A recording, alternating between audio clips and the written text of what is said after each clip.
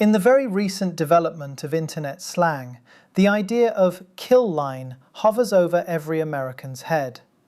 Coming from the gaming community, it first refers to the health threshold under which a character can be eliminated with a single hit, similar to the French idea of coup de grâce.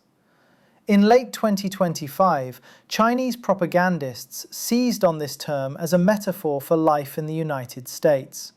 One misstep, one stroke of bad luck, and an ordinary person slips below it, never to rise again. The phrase went viral on social media and even got covered by The Economist and The New York Times, which somehow suggests that America is a place where millions teeter perpetually at the brink of ruin. But long before this modern kill line meme flashed across screens, North Korea's propaganda machine was already hard at work depicting the United States as a doomed nation, a corrupt, collapsing, imperialist enemy hanging permanently below an existential line of its own.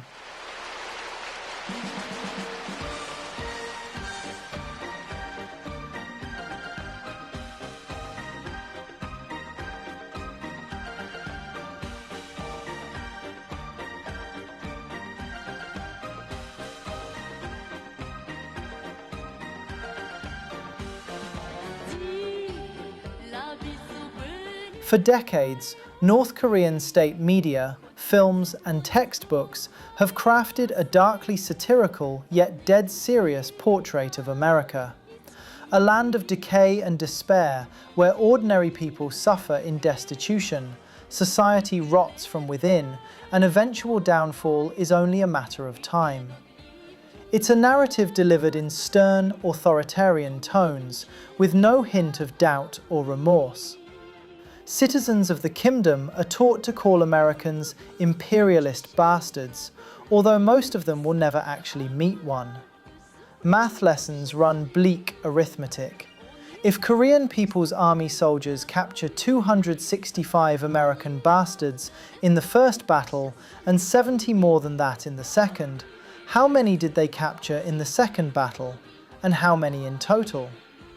Kids from Pyongyang absorb the idea that to eliminate Americans is not only natural, but quantifiable and desirable. Cartoons and posters introduce grinning GIs as fanged wolves and scheming monsters. As the propaganda proves, the American is the eternal enemy, brutal, conniving, but ultimately fragile. On state television, severe newsreaders recount American tragedies with a mix of morbid fascination and vindication. Every mass shooting, every riot, every tale of corruption is amplified and folded into Pyongyang's overarching thesis. This is the true face of the United States. To the North Korean audience, these reports are not merely foreign news, but are morality plays. In their eyes, America's downfall is presented as a living reality, unfolding day by day. In this episode, we explore how North Korean propaganda depicts the United States as a society where the masses live in perpetual crisis and misery, and as a capitalist system that chews up ordinary people and spits them out once they're no longer useful. Comrade, before we step into Pyongyang's view of America, a huge thanks to our channel members. We, the humble studio, have no sponsorship deals and are entirely dependent on you for alleviating our financial burden. Please allow us to express our infinite gratitude. With that said, buckle up, let's dig in.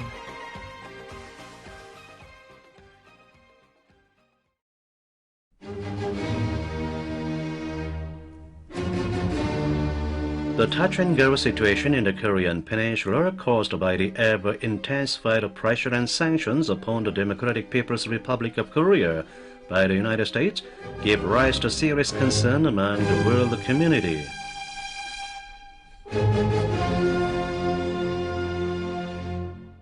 On North Korean televisions, the United States is situated in the underworld. This evil imperialist country is pretty much a living hell, where survival is a daily struggle. The phrase kill line itself may be new, but our loyal viewers of Korean Central Television have familiarized the very concept. American life, they claim, is defined by precariousness and despair. Poverty and violence are not aberrations but the norm. From NYC to LA, from the Rust Belt to the Sun Belt, ordinary Americans are depicted as hovering in an abyss of misery, barely clinging to existence. North Korea's state news is replete with lurid vignettes of this American nightmare. Years ago, on US Independence Day, the state newspaper Rodong Sinmun marked the occasion not with fireworks and celebration, but with a chilling report from the streets of America. They observed, "To this day, the Statue of Liberty stands tall in New York Harbor, but beneath that statue's lofty feet lies a scene of carnage and despair." The paper described lawless encampments of homeless people sprawling in the shadow of America's cities, full of no-go zones where crime is rampant and unchecked. In these dystopian ghettos, countless citizens shiver in the cold, unsheltered and uncared for. Even in broad daylight, murders and muggings occur one after another, with no authorities intervening. Police from affluent neighborhoods simply dump their troublesome mentally ill or vagrant individuals into these troubled zones, effectively cordoning off society's most vulnerable into a forgotten wasteland. The implication is clear. In the deepest heart of America's hypocritical freedom, countless people are left to fend for themselves in a state of nature, ignored by a system that has deliberately cast them away.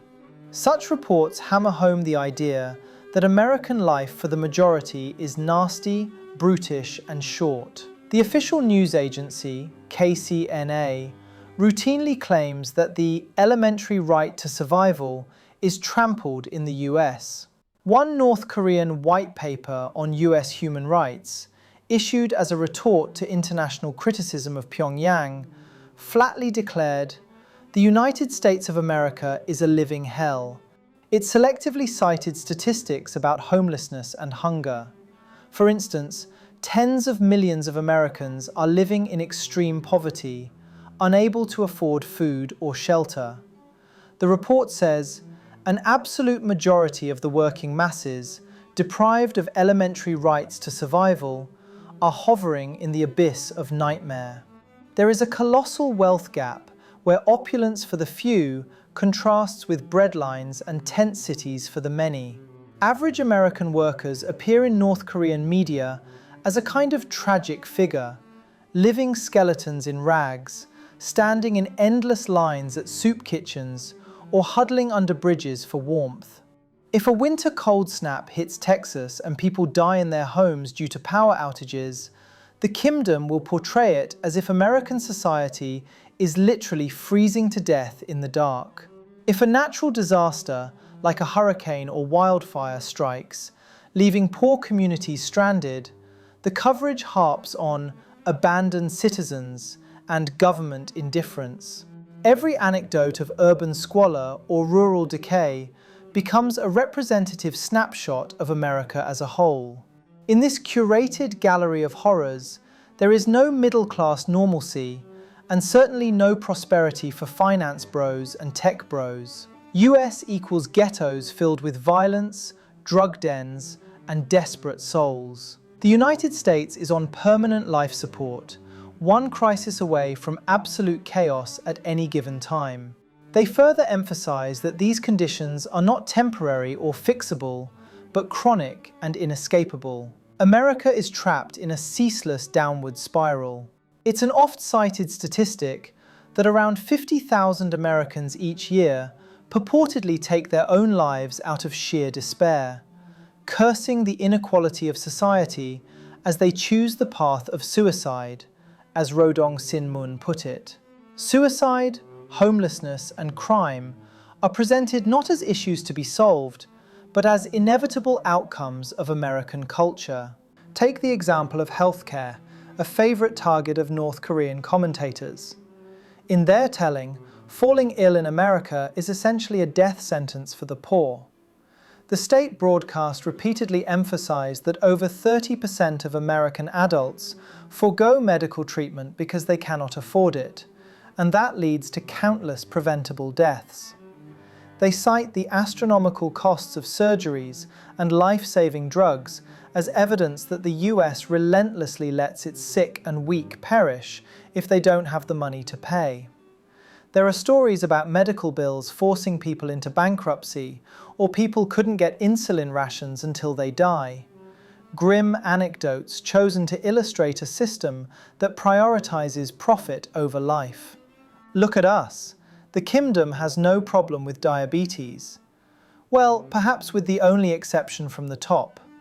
In one recent piece, the newspaper reported with outrage that American per capita medical expenditure has doubled since 2000, and therefore ordinary people cannot afford any basic care. They proclaim that 35% of adults cannot receive treatment or must give up treatment due to exorbitant fees, sinking into misery. This is arguably proof that in the US, even survival is commodified. If you can't pay, you simply don't deserve to live. On the contrary, the kingdom offers free healthcare for all. It proves the socialist superiority without saying.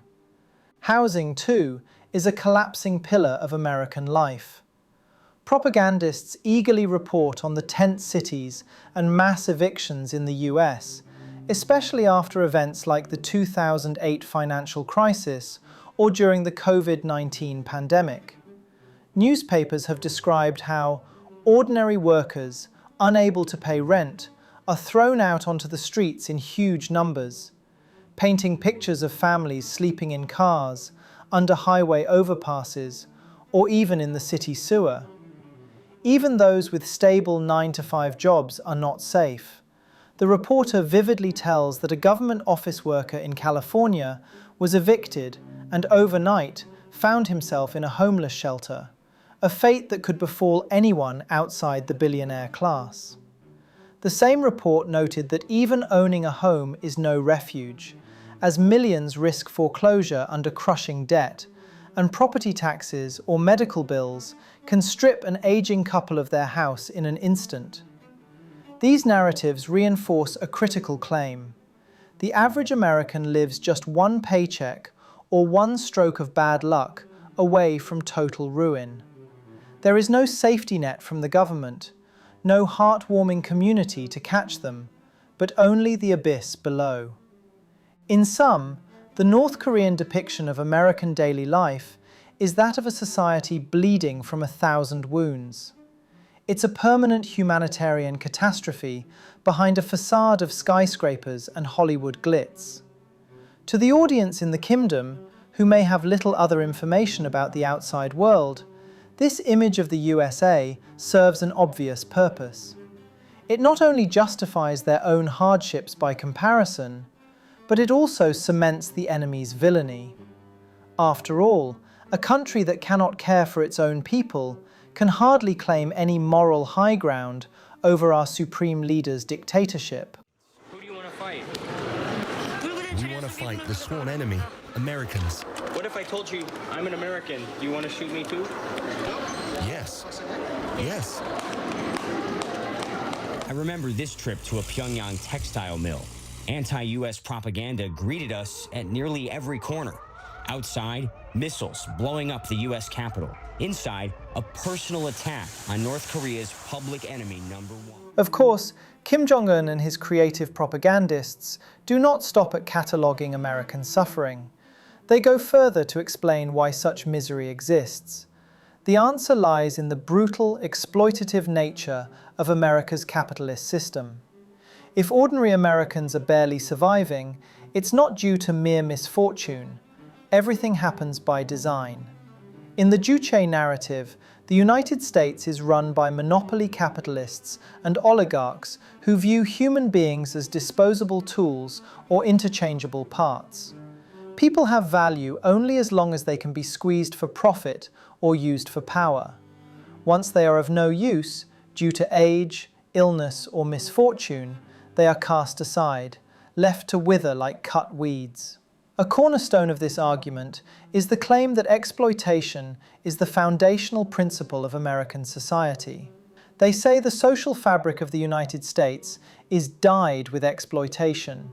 Wringing the sweat and blood of the laborer is considered politically correct. North Korean media consistently assert that the US ruling class, a tiny handful of billionaires who are usually hereditary, thrives on extracting maximum profit from the toil of the masses, and they do so without mercy or limit. The inevitable result of such extreme exploitation is, in Pyongyang's words, a vast population hovering near the kill line, many already pushed over it. In short, American capitalist success is built on disposable lives. Workers are nothing more than cogs in a machine. When they break or slow down, they are thrown away and replaced. They emphasize how the US system abandons those non-competitive workers, the weak, the poor, the elderly, the disabled. North Korean media insists that all of these groups are systematically marginalized or destroyed by the American way of life. Social Darwinism, the law of the jungle. This is how they describe the American guiding morals and ethos. In one chilling broadside, a news outlet declared that in the US, if you are born weak or become vulnerable, you are all but confirmed to wander at the edge of the kill line, liable to be eliminated at any time.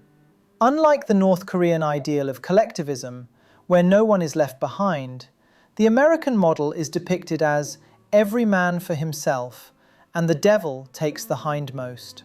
The Rodong Sinmun gave a dramatic illustration of this in a piece about homelessness and law enforcement. It described how even public servants and veterans, people who devoted themselves to the state, are not safe from being discarded. Even a government employee, it recounted, can be evicted for failing to pay rent and overnight become homeless. Then, far from receiving help, he faces arrest for vagrancy. The newspaper explained that US judicial authorities effectively criminalize poverty. Being without a home dramatically increases one's chances of being fined or jailed, turning the poor into criminals by default. At the same time, American police, instead of protecting the destitute, are said to corral and punish them, ensuring they remain out of sight and out of mind. A vicious cycle ensues. Once you fall below, the system will keep kicking you down. The US power structure effectively disposes of its excess population by sweeping them into prisons, rather than addressing the causes of their plight. And wait to hear about how North Korea's propaganda talks about American attitudes toward children and women, the groups one would expect any society to protect. The United States, they claim, doesn't even spare its young from capitalist exploitation. They repeatedly condemned the rollback of child labor protections in various US states. In one New Year's Eve newspaper article titled, "Monsters Run Amok in a Decadent, Morbid Society," the paper noted with horror that child labor is effectively making a comeback in America. 30 US states have submitted or passed laws weakening child labor protections, it reported, allowing children to engage in hazardous work. North Korean readers are meant to gasp at this. In a country that lauds itself as developed, even the children are sent to toil in factories and meatpacking plants. Indeed, the article successfully paints a Dickensian scene of countless children being crushed by heavy labor, their youth snatched away by capitalist greed. Women too are portrayed as victims of a disposable culture. That same Rodong Sinmun piece lambasted America for never ratifying the UN Convention on eliminating discrimination against women, arguing that American women are treated as commodities. It cited a claim that around 40% of working women in the US have experienced sexual violence in the workplace, and that countless women are sold like goods, forced into sexual slavery. The imagery is incendiary. A nation that lectures others on human rights, but allegedly lets its women be raped and trafficked in alarming numbers.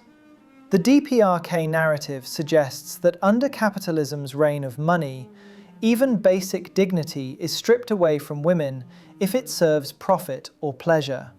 Women and children, symbols of a society's future, are depicted as just another category of disposable people in America, used up and discarded by a fundamentally immoral system. To support these claims, state news outlets often borrow data and criticisms from Western sources out of context. For instance, they relish quoting Western journalists or activists who talk about income inequality and corporate greed. A favorite statistic of Pyongyang is, in the United States, 0.02% of the population owns 60% of the wealth.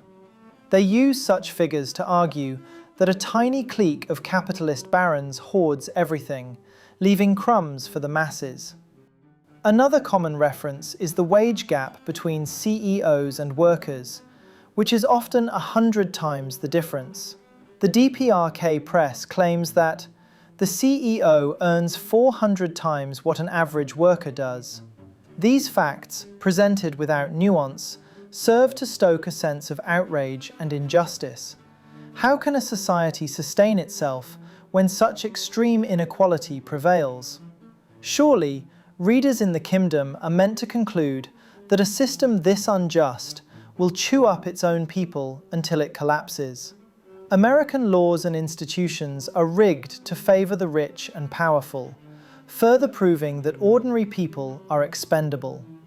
From a North Korean perspective, the United States is not a real democracy at all, but a plutocracy, a dictatorial kingdom of money, where political power belongs to those with wealth. They talk about the influence of corporate lobbying, the expensive election campaigns financed by billionaires, and the domination of big banks and tech conglomerates. All of this is used to hammer home that the American government doesn't serve its people, it serves its paymasters. From there, the logic flows that, naturally, the government has no interest in protecting the average citizen. Oh, take a step back. Why would it, since the average citizen does not hold any substantial power? Legislation and policies are said to be crafted to enrich the elites, even if it means grinding regular folks into dust.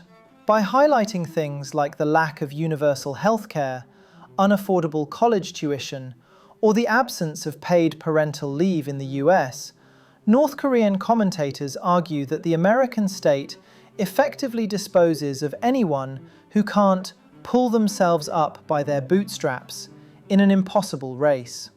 If you fall behind or suffer a misfortune, you are basically doomed. DPRK foreign ministry statements and commentaries echo these points with an extra layer of venom. When confronted by international criticism, North Korea deploys a strategy of whataboutism and points back at the US, accusing the Yankees of far worse. For example, after protests rocked Ferguson, Missouri in 2014, a spokesperson of the North Korean Foreign Ministry famously described the United States as a human rights wasteland. Citing the killing of an unarmed black teenager and the heavy-handed police response, the statement ridiculed the American version of the rule of law. This is clear proof of the real picture of the US as a tundra of human rights, where extreme racial discrimination is openly practiced. So, if you are part of a marginalized group in America, whether by race, class, or any other factor, the state will treat you as expendable. Racial minorities are systematically oppressed and left to languish in poverty or prison. The Foreign Ministry delighted in pointing out the hypocrisy of American leaders. While Washington condemned other nations, it said, "The US cannot camouflage its true identity as the world's worst human rights abuser and a graveyard of human rights." Put together, these strands of propaganda weave a damning tapestry. America as a society that devours its own people. The ordinary American is portrayed as a pawn in a ruthless game, valued only for the profit or labor that can be extracted from them. This, North Korean ideologues insist, is the inevitable result of a system based on greed and exploitation. It is a warning as much as a condemnation. Behold what capitalism truly means, they seem to say to their own citizens. A life of anxiety and indignity, where any person can be ground into dust once they're no longer useful. It is a powerful bit of rhetoric to shore up North Koreans' loyalty to their own system. Better to endure our struggles together than to live in a society where you could be thrown away like garbage by your dear boss. Nodong Shimbun newspaper on Sunday slammed the annual report that condemned the North for extreme human rights abuses. The paper said the US was unjustly intervening in a sovereign state's internal affairs. Ever since the report came out on February 27th, North Korean mouthpieces have been speaking out against it, going so far as to call the US the biggest human rights abusing country. The economic and physical suffering of Americans is a constant theme of North Korean propaganda, and so too is the moral corruption of American society. In the DPRK's alternative reality, America is a cultural and spiritual desert. The land that calls itself one nation under God is portrayed as godless in practice, given over to decadence, depravity, and inhuman values.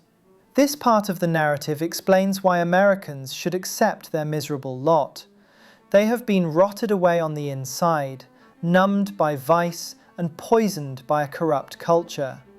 The American populace that is not only downtrodden, but also morally bankrupt, a nation of drug addicts, promiscuous hedonists, violent criminals, and heartless individualists. It is a darkly satirical inversion of America's image of itself as a beacon of freedom. The Rodong Shinmun communicates that the Statue of Liberty still stands high, but beneath her feet, murder and plunder continue unabated. The article then listed horrifying scenes: parents beating their own children to death, children stabbing their parents, relatives found hanged. Basically, family members slaughtering one another has become commonplace. This grotesque tableau is offered as the everyday reality in the United States. The very monument Americans cherish as a symbol of freedom and enlightenment towers over a society descending into family breakdown and blood-soaked anarchy. By invoking infanticide and parricide as common occurrences, propagandists suggest that American society has reached a level of moral decay where even the most sacred human bonds between parent and child are routinely torn apart by violence. It's an image calculated to horrify the North Korean audience, for whom filial piety and family unity are cultural touchstones. Assorted crimes in general have plagued America unstoppably, a natural result of a society without a moral compass. North Korean outlets emphasize that violent crime is not an exception, but a daily routine in the States. They cite the frequency of mass shootings, describing American cities as war zones where gunfire can erupt in schools, churches, or shopping malls at any moment. North Korean news broadcasts typically coolly enumerate the latest massacre. Another mass shooting occurred in broad daylight. Multiple children and innocent people were killed, followed by a grim comment that American leaders do nothing but offer thoughts and prayers while the blood of their citizens flows. It lets you know that, in a morally decayed society, even life's basic safety is forfeit. No one cares enough to stop the carnage. Beyond physical violence, capitalism and liberal values have not only failed to provide material stability, but they have also hollowed out the American soul. Drug addiction and alcoholism are the symptoms of this emptiness. The ruling class and monopoly capitalists invest enormous sums to obstruct the healthy spiritual development of the masses and instead drive them to degeneration. It described American mass media and pop culture as a sweet poison, a saccharine allure that lures people into moral decay. Controlled by greedy corporations, newspapers, TV, and radio in America flood society with seductive but corrupting content, encouraging people to indulge in base pleasures and forget higher ideals. The results, said the newspaper, are evident in rising numbers of what it called degenerates, people enslaved by drugs, alcohol, and lust, whose lives revolve around momentary gratification. With each passing day, they comment, the ranks of those abusing narcotics and alcohol swell. Vulgar individuals governed by animal instinct are emerging in droves. Americans are truly regressing on the evolutionary scale, losing the very qualities that make humans civilized. In this morality tale, even religion and civil education have failed to uphold virtue. Although many Americans allegedly profess religious faith or higher education, it does nothing to stop society's slide into decadence.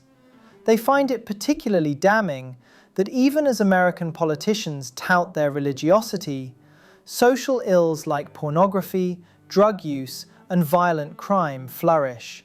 They scoffed that, in the country that claims to be a Christian nation, the 10 Commandments are broken daily on an epic scale. Thou shalt not kill? How many murders? Thou shalt not commit adultery. Look at the sexual scandals and broken homes. It seems that the propagandists do have some valid points. Sexual degeneracy and perversion are also common motifs. North Korean media delves into the darker corners of American society. Human trafficking rings, prostitution, pornography. They present these phenomena not as fringe issues, but as mainstream American culture. The average American is depicted as morally adrift. Young women auctioned like livestock for the pleasure of rich men. Children exposed to indecent material or even preyed upon, and a general atmosphere of sexual chaos. The idea of the family, so central in North Korean rhetoric as the basic unit of a healthy society, is portrayed as virtually dead in the US, with high divorce rates, single parenthood, and juvenile delinquency. They are clear evidence that American family values have totally collapsed. A North Korean commentator said, American society has become a hotbed and a playground for all sorts of inhuman riffraff and perverts. Oh, they never forget to mention the tight race relations and hate crimes as moral indictments. DPRK media often bring up episodes like police killings of unarmed black men, hate-fueled mass shootings, or the rise of extremist groups, to argue that American ideals of equality are a sham. America is a place where prejudice and hatred thrive under the surface, occasionally exploding in acts of terror. There are burning buildings during protests, armed militias marching with torches, etc., etc., etc., to the point that America is tearing itself apart. The portrayal of American youth is especially grim. Rather than hopeful future leaders, they are painted as victims and perpetrators of moral decay. American youngsters are raised on violence and greed due to video game addiction, rap music, gang culture, and even school shootings. One claim that surfaces is that American schools are so unsafe and bereft of guidance that students end up as spiritual orphans. Essentially, generation after generation is lost to drugs, violence, and ignorance. Despite America's high standard of living and advanced technology, its people are spiritually impoverished and even illiterate in many meaningful ways. They cite, for example, statistics on functional illiteracy, claiming tens of millions of Americans can barely read despite formal schooling, to suggest that the culture produces ignorance, not enlightenment. All these angles serve the North Korean regime's ultimate moral of the story. American society is not just an adversary. It's a cautionary example of what happens when a society follows the wrong path. Our supreme leader, Kim, reassures his subjects that their Juche-oriented, tightly controlled society is virtuous and pure by comparison. Hey, our social rules may be strict, we may demand discipline and sacrifice, but look at the alternative, a land of lawless degeneracy where no one respects elders, no one is safe, and nothing is sacred. We are on the correct path. The propagandists from Pyongyang speak as if they are simply observing a truth self-evident. American society is eating itself alive, morally and spiritually. Whether the audience fully believes it or not, the sheer volume and consistency of the message can be very convincing. After all, the average North Korean has no way to visit an American town or verify these claims. All they see are carefully curated fragments of news and imagery, which, assembled by the propagandists, form a cohesive nightmare. And a nation without a soul, the narrative implies, is doomed to collapse under the weight of its own sins. A mass rally in Pyongyang took place on Thursday in North Korea to mark the 65th anniversary of the outbreak of the Korean War. Tens of thousands of North Koreans attended the demonstration at the Kim Il-sung Stadium. Among the attendees were agricultural workers and young people chanting "Defend" and carrying slogans calling for the reunification of their country. Having painted the United States as a crumbling society of suffering and sin, North Korean propaganda drives the final point home. The collapse of America is not a distant possibility, but an imminent and unavoidable fate. In Pyongyang's telling, the signs of downfall are everywhere. Each economic crisis, each burst of social unrest, each geopolitical setback is heralded as the latest proof that the American empire is on its last legs. This is the grand crescendo of the narrative, the assurance that history is on North Korea's side, and that the American century is ending in disgrace.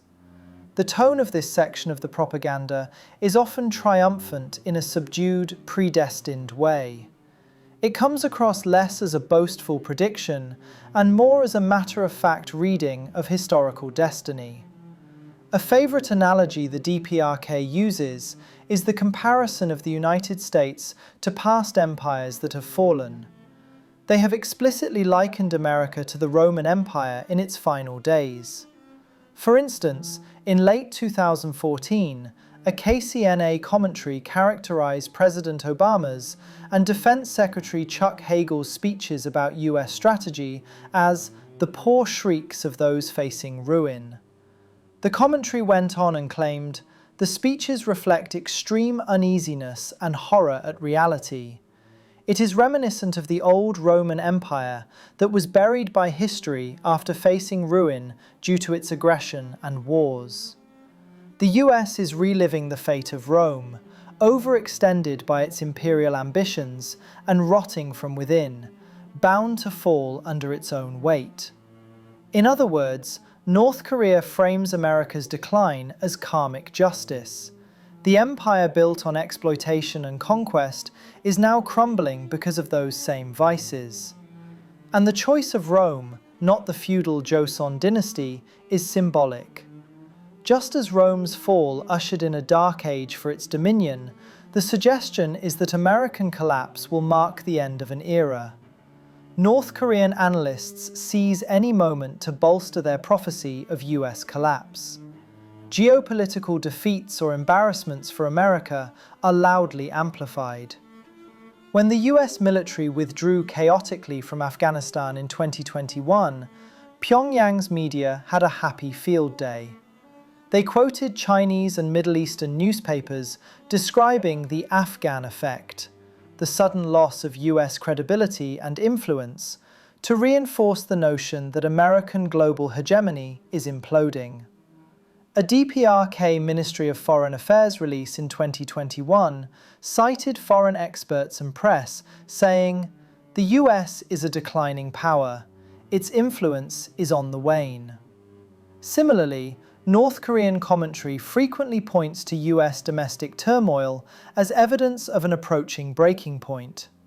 The polarized politics, government shutdowns, and civil strife, like the protests in 2020, or even that Capitol riot on January 6th, are portrayed as symptoms of a society coming apart at the seams. Its unipolar domination system is getting out of control, the commentary observed, and its military muscle and the dollar's position are sinking rapidly. This blunt assessment is delivered with an air of finality, as if the narrator were an archaeologist dusting off the remains of a once great civilization. The image of the almighty dollar sinking is especially resonant. It implies that the economic foundation of American power is cracking.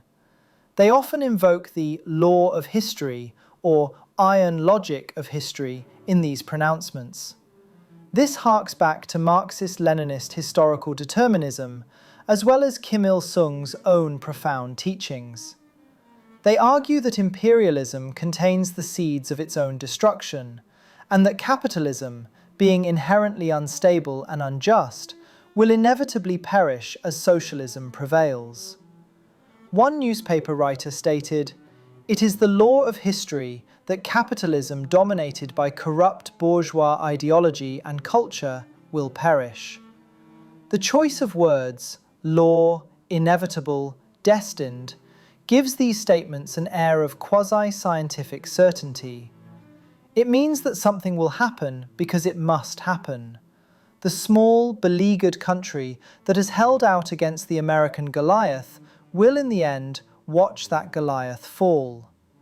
Propaganda films have even visualized this desired outcome. In some state-produced videos and animations, one can find literal depictions of American cities in flames or the US Capitol blown up by missiles. These are often accompanied by solemn orchestral music and the flags of North Korea and its friends waving victoriously. It is the justified annihilation of a paper tiger. The tone remains oddly matter-of-fact. A narrator describes the scene of Washington, D.C. in ruins as if it were a natural consequence of American provocation. Nothing emotional, simply the fate that imperialists have earned. In its newscasts and articles, the DPRK also finds schadenfreude in the struggles of American allies, seeing those as indirect blows to US dominance. Economic crises in the West, political fractures in the EU, or the rise of China and Russia are all celebrated implicitly as nails in the US empire's coffin. When North Korean media reported on the 2008 financial crisis, or the more recent inflation and debt woes, they cast them as fatal symptoms of a dying system. A typical commentary might read, "The United States is drowning in unsolvable debt. The gap between rich and poor widens, social unrest grows. These are signs of a great empire flailing in its death throes." The Foreign Ministry's statements often conclude with warnings to the US and its allies that ring with apocalyptic undertones. When tensions rise on the Korean peninsula, North Korean editorials caution Washington that any conflict will hasten America's destruction. The standoff with the DPRK will only push the US deeper into destruction. This isn't just saber-rattling. It fits the larger narrative that the US cannot escape its fate. If America tries to bully North Korea or start a war, it will simply accelerate its own ruin. They further cite US professors or British think tank reports lamenting America's political polarization or declining life expectancy, then nod sagely. Even Americans admit their empire is falling apart. One day, they might highlight an American newspaper piece titled, "Is the US in decline?" Another day, they will quote Russian or Chinese officials calling for a post-American world order. In educational lectures and ideological training sessions in the DPRK, instructors likely remind citizens that the great leader Kim Il-sung and General Kim Jong-il foresaw the inevitable triumph of Juche socialism over decadent capitalism. And behold, it's happening before our eyes. For North Korean citizens consuming this propaganda, there is a dual takeaway. On one hand, they are meant to feel a grim satisfaction that their arch-enemy is doomed. On the other hand, they are cautioned to remain vigilant and steadfast. The US is growing more aggressive and desperate as it declines, like a cornered wolf, which justifies North Korea's continued military readiness and sacrifices. DPRK propaganda here achieves a delicate balance. It instills confidence that time and history are on their side, while also reinforcing the need for unity against a thrashing, spiteful empire in its death throes. In the end, America will fall. Its economy will crumble, its society will implode, its global influence will vanish. The Yankee imperialists, as they frequently call them, will join the ash heap of history alongside Nazi Germany and Imperial Japan, two other enemies the kingdom claims to have outlasted and defeated through Korean resilience. It's not if, or even when, in their tone. It's as if it has already happened, and we are merely awaiting the formal announcement.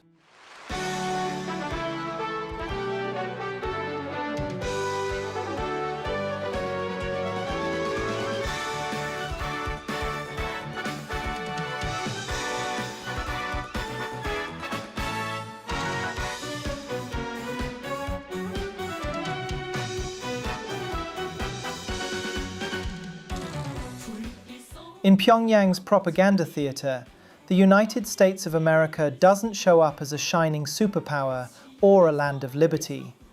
It shows up as a four-act tragedy with a very predictable ending. Act 1. A nation stuck in a permanent crisis where ordinary people hover below the line, one bill, one illness, one layoff away from disappearing. Act 2. A system that treats citizens like disposable parts, useful when profitable, invisible when broken. Act 3. A culture portrayed as spiritually bankrupt, soaked in violence, vice, and the kind of freedom that looks suspiciously like neglect. Act 4 is the grand finale, an empire collapsing under the weight of its own contradictions, and doing it with the confidence of a country that has read the ending in advance.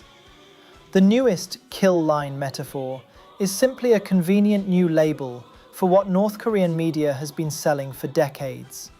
America as a society engineered to push people over the edge and then blame them for falling.